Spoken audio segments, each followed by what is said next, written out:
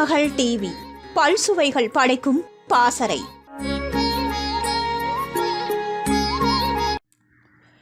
எம்ஜிஆருக்கு வேட்டையாடுவது மிகவும் பிடிக்கும். எனவே எப்போதெல்லாம் நேரம் கிடைக்கிறதோ அப்போதெல்லாம் கொக்கு சுடும் துப்பாக்கியை எடுத்துக்கொண்டு சென்னையை சுற்றி நீர்நிலைகள் உள்ள பகுதிகளுக்கு போய்விடுவாராம்.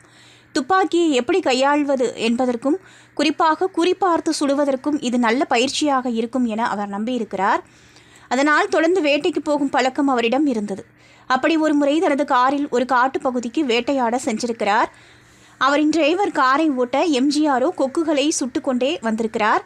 நீண்ட தூரம் பயணம் செய்ததால் களைப்படைந்தார் எம்ஜிஆர். எனவே துப்பாக்கியை தனது கால்களுக்கு நடுவே நிறுத்தி வைத்துவிட்டு அப்படியே தூங்கிவிட்டார். மதுராந்தகம் அருகேயுள்ள அச்சரப்பாக்கம் என்ற பகுதியில் கார் சென்றபோது துப்பாக்கி தானாக வெடித்து அந்த குண்டு அவரின் தலையணையை துளைத்து கார் கதவில் பாய்ந்திருக்கிறது. துப்பாக்கி குண்டு எப்படி வெடித்தது என எம்ஜிஆருக்கும் புரியவில்லை, கார் ஓட்டுநருக்கும் தெரியவில்லை.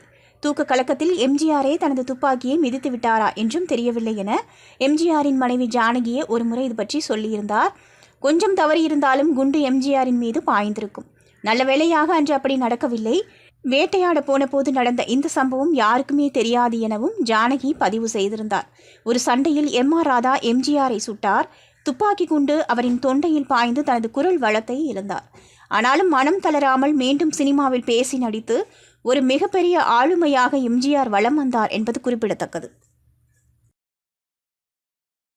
திருமகள் டிவியை லைக் செய்து உங்கள் நண்பர்களுக்கும் ஷேர் செய்வதுடன் சப்ஸ்கிரைப் செய்து ஆதரவு தாருங்கள்.